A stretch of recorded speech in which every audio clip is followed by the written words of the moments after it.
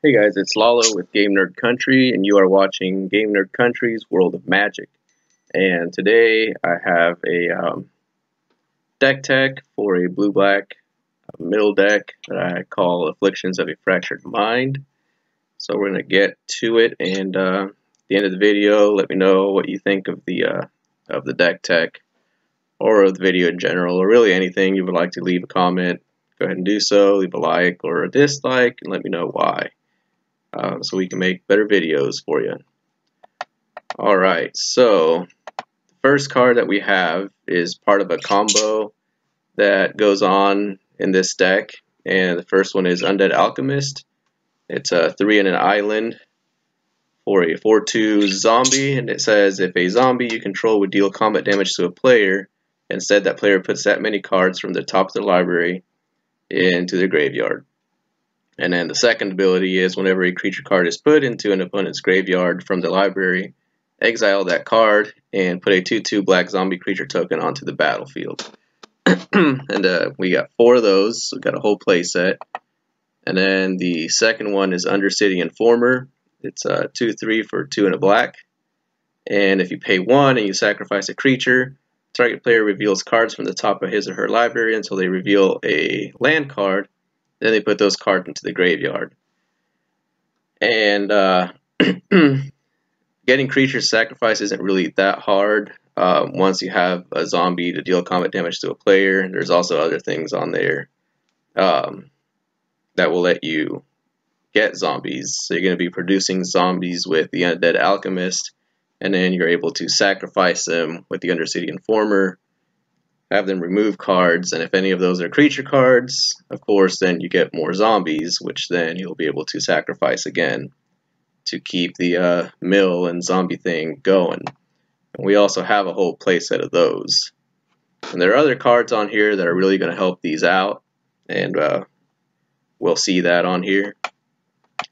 So the next one that we have that's also really important is Duskmantle Guildmage. It's a 2/2 for a blue and a black. We have 4 of those. If you pay 1, a blue and a black, then whenever a card is put into an opponent's graveyard from anywhere this turn, that player loses a life. And that is cool because with the Undead Alchemist, any damage that a zombie deals to an opponent is instead converted to mill, and there's no damage taken. And so, I mean, the mill is cool because that's our win condition on here. But if for some reason that's going by too slow, then it's also nice to be able to deal some life damage. And so this ability with the Duskmantle Guildmage then converts that mill and adds the damage to the opponent that way. So you get the best of both. The other ability is kind of cool, the 2 for a blue and a black. It puts the 2 cards from their library into their graveyard. That's cool if you don't have any zombies out there to deal damage. But really, the one that we really want is the first ability. And we also have 3 Shriekgeist. It's a 1 and a blue for a 1/1 with flying. So this one should be able to fly over your opponent's creatures, and whenever it deals combat damage to a player, that player puts the top 2 cards from their library into their graveyard. And again, if any of those are creatures and you have that Undead Alchemist out, then you get zombies for it. And then if you're using Duskmantle Guildmage's first ability, then you're also dealing damage for the 2 cards that get put into the library, which is pretty nifty. Then we have 1 each of Mindscour Dragon, 4/4 with flying. Whenever it deals combat damage to an opponent, target player puts the top 4 cards from their library into their graveyard. So again, that's a chance for more zombies. And with Duskmantle Guildmage, that's also converts into 4 damage, and that's on top of the 4 that it already does with the flying. The Scarab God, 5/5 for 5, or yeah, 3 white and black. And this one's really awesome. At the beginning of your upkeep, each opponent loses X life, and you scry X, where X is the number of zombies you control. With the milling and the zombie combo, X is going to be a really high number. So that in and of itself is pretty awesome. And then you get to its second ability. For 2, a blue and a black, you exile target creature card from a graveyard and create a token that's a copy of it, except it's a 4/4 black zombie. So you can dig up one of your own creatures that has died. You can also dig up one of your opponent's creatures from a graveyard and use it for yourself, except it's also a 4/4 black zombie, which adds to your zombies. If you happen to get a flying one or one that can't be blocked for one reason or another, that's awesome, because then that'll deal damage. That'll be a zombie dealing damage to your opponent, which equals mill, which equals more zombies for you, which equals damage given as well. Same with Necromancer Dragon, 4/4 for 3 blue and a black. Also flying. Whenever it deals combat damage to a player, you may pay 2. If you do, you put a 2/2 black zombie creature token onto the battlefield, and each opponent puts the top 2 cards of his or her graveyard into the battlefield. I don't think I need to explain anymore what happens with all of that. I'm sure you get the drift. And then there's the deck Lord of Secrets. For 3, 2 blues, and 2 blacks. It's a 5/5 with flying. If Zedek Lord of Secrets would deal combat damage to a player, instead put that many 1/1 counters on Zedek, and that player puts that many cards from the top of his or her library into his or her graveyard. So this one gets really, really intense. So, say you have this out, you have the combo, and you have Duskmantle Guildmage. You've paid for the first ability, and you go ahead and attack. Let's say it was just Zedek Lord of Secrets. That's a 5/5 with flying, so you get past all of that. And instead of dealing combat damage to a player, you would add +5/+5 on this guy, because you put that many 1/1 counters. So he becomes a 10/10 for the next time. And that player then puts 5 cards from the top of his or her library into their graveyard, which, with the Duskmantle Guildmage, that's 5 damage, also given to your opponent, and then you have a chance for more zombies. And the next turn, say you were to attack with him, then that's 10. And you would add 10 1/1 counters on the deck, making it a 20 for next time. That player puts the top 10 cards, also deals 10 damage, and you get more zombies in. You see how ridiculous that can get really, really quick, which is pretty awesome. So next up, we have 1 Planeswalker. We have 2 of Jace, Memory Adept. For 3 and 2 blue, comes in with 4 loyalty counters. If you add 1, you draw a card, and the target player puts the top 2 cards of his or her library into their graveyard. If you pay 0, though, which is the awesome one for me because it's quick, that player puts the top 10 cards of their library into their graveyard. And with Duskmantle, that's also 10 damage. So it's kind of like your Planeswalkers dealing damage to your opponent and milling them at the same time and giving you zombies.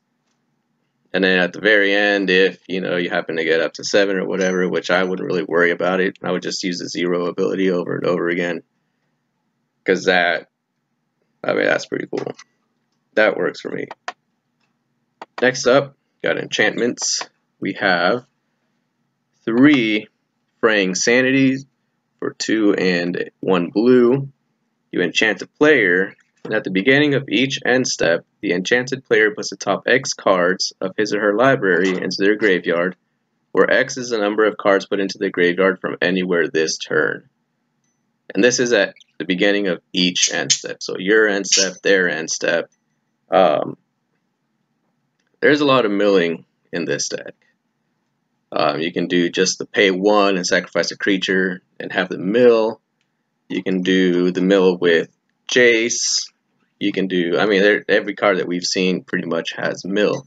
So, at the very end of your turn, after you've done all of that, then that player has to put that many cards from their library into their graveyard all over again. And with Duskmantle Guildmage, that's more damage. And with the Undercity, or with the Undead Alchemist, then that's also more chances to get more zombies out there. So again, your side of the board is going to be looking really, really ridiculous with this out there. And next up, we have sorceries. We have 4 copies of breaking and entering. We're not doing entering because we're not playing red, but we are using the breaking side of it, and it's a blue and a black. Target player puts the top 8 cards of his or her library into his or her graveyard. We also have Dread Waters, and we have 2 copies of that, and it's 3 and a blue. Target player puts the top X cards into his or her library, where X is a number of lands you control. So that's a, a little extra something there. Then we have 1 each of Mind Funeral and Traumatize. Mind Funeral 1, blue and a black. Target opponent reveals cards from the top of his or her library until 4 land cards are revealed. That player puts all cards revealed this way into his or her graveyard. 4 land cards is a lot to have to go and find when you're milling. And then with Fraying Sanity out there, guess what? You got to put that many cards back into your graveyard, and you're dealt that much damage with Dusk Mantle, and so on and so forth. Traumatize. This one's good to play like as soon as you can, because the more cards there are in your opponent's library, the harsher this is going to be. And it's 3 and 2 blue, or target player puts the top half of his or her library into their graveyard, and it's rounded down. So you can't win the game that way. But, I mean, technically you can with Fraying Sanity, so yeah. So there's all that. And my phone's going off. After that, we have Instance, and we have 2 copies of Dream Twist. For a blue, target player puts the top 3 cards of his or her library into his or her graveyard, and it has flashback. So after you use it, it goes into your graveyard. You can pay the flashback cost, which is 1 in a blue, and do it again. And then you exile Dream Twist. And we also have Thought Scour, also for just a blue. Target player puts the top 2 cards of his or her library into their graveyard, and you get to draw a card, which is awesome because card advantage. We have 2 of those. And finally, we have lands. We have 11 islands, 9 swamps. We have a Soaring Sea Cliff. Enters tapped. When it enters the battlefield, target creature gains flying until end of turn. You can give this to a zombie that comes in early on, so that you can ensure that it deals damage to an opponent, and you can have that converted into mill instead, and then get more zombies that way and get the whole machine rolling right off the bat. And if you tap it, it adds a blue to your mana pool. We have Dimir Guildgate. Enters tapped, and you can add either a blue or a black. We have a Dismal Backwater. Enters tapped. When it enters battlefield, you gain a life. It's kind of like the Mirror Guildgate, except for it has a life gain, which is pretty sweet. And we have a Drowned Catacomb. Enters the battlefield tapped unless you control an island or a swamp, which it won't be hard to do. And that is it for this deck tech. There are a lot of chances for mill, and it can get pretty devastating pretty quick. As long as you have the mana to make the combos work, of course, is the thing. So let me know what you think of this video. Leave a like or dislike. Let me know, why you liked it or why you didn't like it. And maybe if you have any suggestions as to what can make this deck better, or really anything, leave that down in the comments. Be sure you're subscribed to my channel, and I will catch you guys next time.